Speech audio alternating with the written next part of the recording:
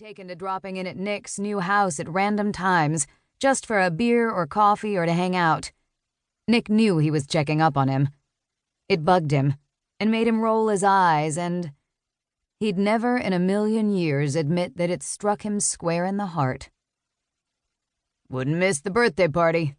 Big 3-0. Dude, you're practically retirement age. Halsey snorted. This was an exaggeration, but not by that much. The average age in the NHL was now something like 27, which was Nick's age. Sure, there were guys who were older than that still playing, but it seemed like the league was getting younger and younger. Yeah, not ready for retirement yet. Just working my ass off to get back to playing. I'm good for another 10 years at least, he boasted. He could be right. When Halsey's wife had been diagnosed with cancer a couple of years ago, he'd taken some time off from the game, and it had turned into more than a season after she'd passed away. He'd needed that time, but it had definitely set him back when it came to playing one of the most grueling sports in the world. Halsey had worked hard to get back in shape. He'd made an amazing comeback and was keeping up with kids a lot younger than him. Nick had mad respect for Halsey's determination and dedication. Help yourself to food. Kendra waved a hand at the dining table loaded with platters and bowls of all kinds of snacks.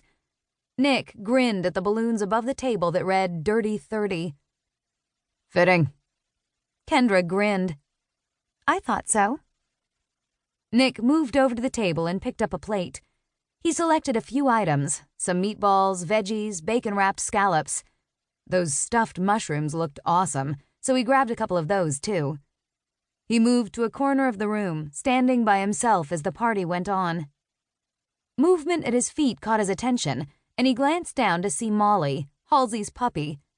She sat gazing up at him with big brown puppy eyes, tongue hanging out of her mouth. Hi, dog, he said. What do you want? The dog didn't answer. Food, huh? Sure, he could have a conversation with a dog. Why not? How about a meatball? He selected one of the small balls and held it up. Molly's ears perked, and her spine straightened. How are your catching skills? He tossed the meatball to the dog. She watched it hit the floor. Damn, needs some work, he murmured. Molly sniffed the meat, then scarfed it down, resuming her sitting pose to gaze at him imploringly once more. Nick bent to wipe the sauce off the hardwood floor with a paper napkin. Probably shouldn't do this, he muttered. But you're kind of cute. Try harder this time. He tossed a meatball again, and this time Molly caught it. Hey, good girl. He felt unreasonably pleased, considering he didn't really even like dogs, or cats, or kids, or adults for that matter. You probably shouldn't be feeding her people food. Nick started and glanced to his left, where a woman stood holding a glass of red wine. Busted. He eyed her. He didn't know who she was. Dating one of the young guys, maybe? He couldn't help but glance at her left hand. No ring. She was pretty enough, although big, dark-framed glasses hid half her face. Okay, not really. Looking closer, she had nice enough eyes behind the hipster glasses. Her mouth, though, was hot, full-lipped, with up-tilted corners. Messy brown waves brushed her shoulders as she shook her head. Don't worry, I won't rat you out. She smiled.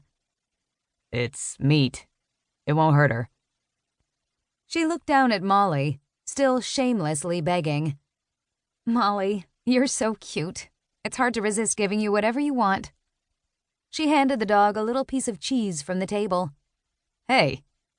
She gave him a mischievous smile. She's adorable. She set her drink down, bent, and picked up the puppy, cuddling her and letting her lick her chin. Aren't you adorable, you little mooch? He watched Molly lavish affection on the woman as if she knew her and loved her. Huh. I'm Jodie. The woman extended a hand. A friend of Kendra's. Right. He was a tool.